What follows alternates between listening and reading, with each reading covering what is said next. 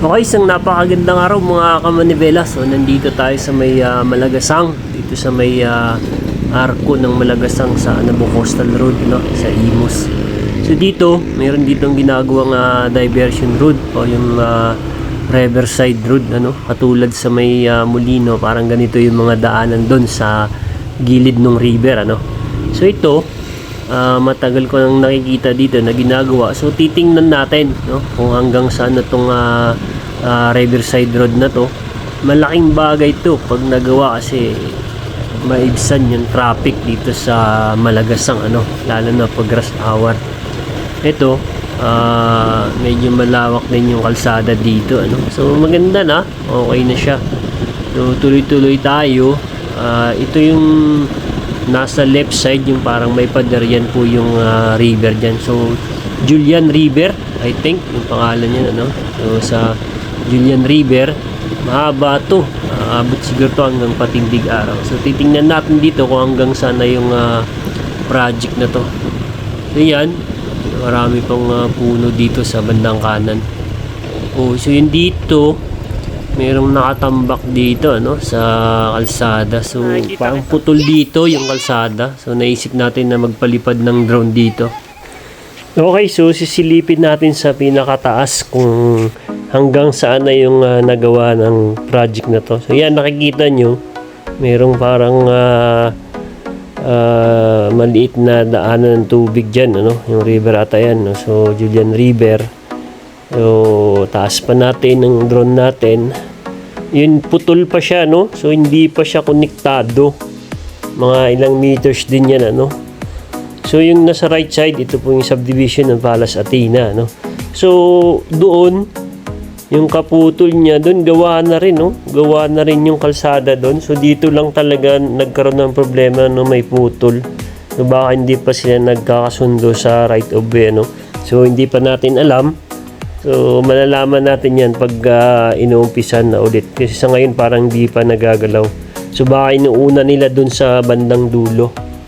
So yun, no, ang lawak na rin pala ng ano doon, ng nagawang kalsada sa gilid ng river na yan. So yung daming bahay doon, no. Kung di ako nagkakamali, yung mga bahay doon sa dulo, yan po yung Jade, no. Jade Villas, Jade, halos magkakatabihan, Silina, yan, no. Tapos nandun yung kita ko pa dito yung ano, yung New City Hall ng Imus, ayun, no, sa dulo, bandang kaliwa. Yan. Nandun na, layo na, no. So pag nagawa to, maganda to mga kamanibela, kasi dito magkaroon sila ng mga way dyan na pwede ka na dyan na lumusot sa Malagasang area hanggang sa siguro at Tierra Vista to o dun sa may Patindig, no, malapit.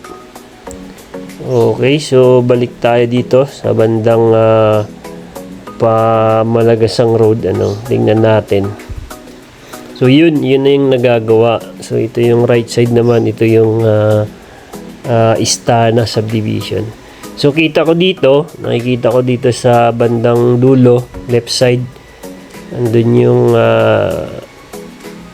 dating DB Mall na yan, ano, iba na tawag nila ngayon, ano. So tapos merong South Imus Specialist, tapos ito yung maliit na to, ito yung ano, McDo Anabo Coastal, ayan.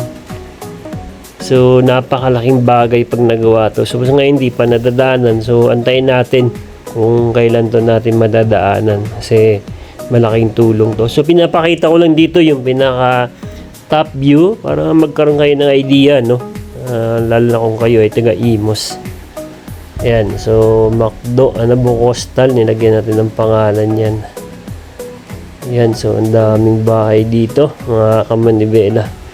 So sana yung project na to matuloy-tuloy na para maibsan na yung traffic dito sa area ng Malagasang. Nagkaroon na nga ng road widening dyan sa area ng Malagasang Road. Pero yung lumuwag na, pero minsan sumisikip pa rin, ano. So malaking bagay ito. So next natin nakuhanan yung bandang Patindig naman, no, para makita natin yung pinaka top view. So abangan natin yan mga kamanibela. So ayop na nakikita nyo yung area sa taas para magkaroon kayo ng idea.